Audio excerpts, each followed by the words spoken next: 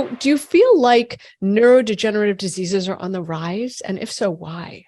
Well, they definitely are. So on a lot of different fronts. So I'll give you a for instance. So for dementia Alzheimer's in the Blue Cross Blue Shield actuarial data in 2017, so this is even many years ago, the average age of onset of mild cognitive impairment, which is the first step into dementia Alzheimer's, the average age was not 65, it wasn't 50, it was 47 years old. No, the average age. Yes. This is only 5 years ago, Greg. This is only 5 years ago. Oh my gosh. And so, you know, the predictions or projections for Alzheimer's by 2030, they're basically saying 50% of adults over the age of 65 will have some form of dementia / Alzheimer's. I mean, there's some differentiation in there, but I will tell you, as I have really specialized in brain regeneration over the last 4.5 years,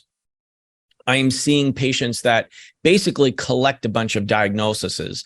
You know, it's almost as if neurologists, you know, they can diagnose like anybody's business, but they have no solutions. And I feel bad for them because it's heartbreaking when you see this, like, and they're writing patients off like, oh, you have dementia, Alzheimer's. Well, no, good knowing, yeah.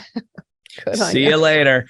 You know, here's a medication that may extend your memory for 3 to 4 months, but, you know, basically, you know, get your affairs in order.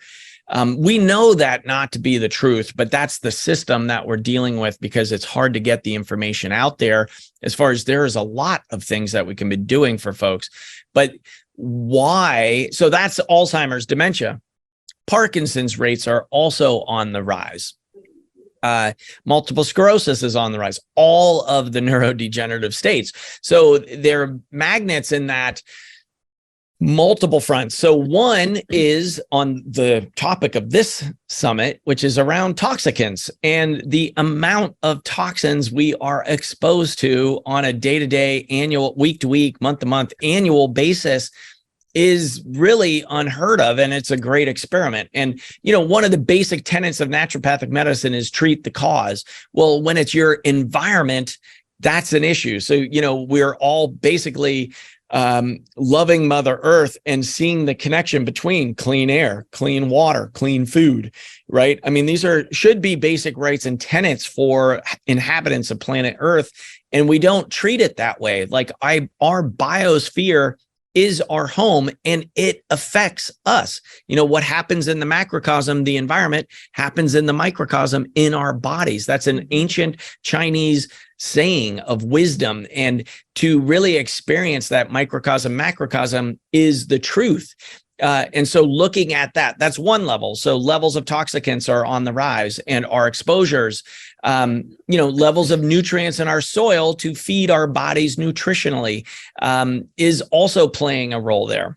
It's actually not on the rise. It's on the decline. Yeah, the mineral content is going down, which is it's expediting all of these other issues. Thank you for that clarification. And on the hidden component here, though, that I think a lot of folks aren't addressing, we're hearing more and more about trauma, general trauma, adverse childhood experiences, the ACE scores. You know, I have a kind of a quaint saying is nobody gets out of here alive.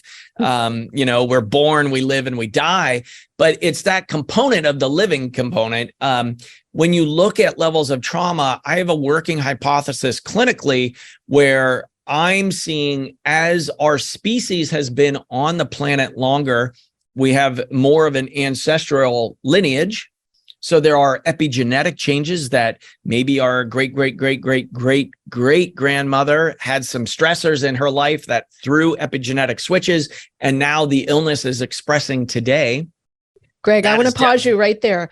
Yeah. Talk to the audience about epigenetics because some of them listening might not know what you're talking about. So they're like, wait, what? Yeah. So there's our genes, right? And our genes. And when we get into this discussion, I'm going to put a huge asterisk here because it's kind of cutting edge therapeutics and understanding, and it's very complex. So I'm going with the kind of the day-to-day this is the best knowledge today. So we have our genes, and our genes are not our destiny. Just because you have a gene doesn't mean you're going to express it.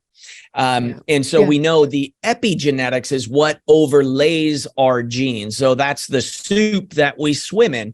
And we have Bruce Lipton to thank for a whole really breakthrough of this understanding. He was growing stem cells in a petri dish, and he saw and actually visualized the medium that the cells were growing in mattered. So that is the epigenetics. So the medium that your body is functioning in matters. Are you running around in chronic stress, which throws inflammation off? Are you eating Twinkies and donuts and hot dogs? That's the fuel for what your body uses to create itself anew in the future. Every 7 years, all of your cells of your body are new. So you have an opportunity all the time for renewal. So that's what I'm talking about, the epigenetics. It's what surrounds the gene, which then allows expression of the gene. So have you heard the study about in Sweden, some epidemiologists went to Sweden, to this small little town that had meticulous records on their inhabitants, and they looked back a couple hundred years and found that if your grandfather went through a famine or a feast during puberty, it altered your lifespan and your health span, actually. So if your grandparent went through a feast during puberty, 2 generations down, was significantly more likely to have diabetes, heart disease, and die on average 6 years earlier than the general population. But the reverse, if your grandparent went through a famine during the puberty time, their offspring 2 generations down were significantly more likely, to the tune of 25 years, less likely to get chronic disease and live on average 25 years longer. Like, that's a huge spread. Yeah. And that's epigenetics. Yeah. And that also happened in Quebec. There was a great freeze, and they've followed that for 2 to 3 generations now, and same findings. So that's the component. It's made our jobs a lot more complicated because a lot of us don't know our family lineage or the tree. And in reality, it matters to a point because you can't go back. There's nothing you can do about it, but you can make different choices and decisions today, knowing maybe you have the deck stacked against you. Right. I mean, as Joe Pizzorno talks about, your genes account for 15% of what's happening, whereas the other 85% is in your control. Yeah. Right. What's in your environment, your eating, your sleeping, your pooping, your thoughts, your intimacy with others, your movement, your stress reduction, all of that is in your control.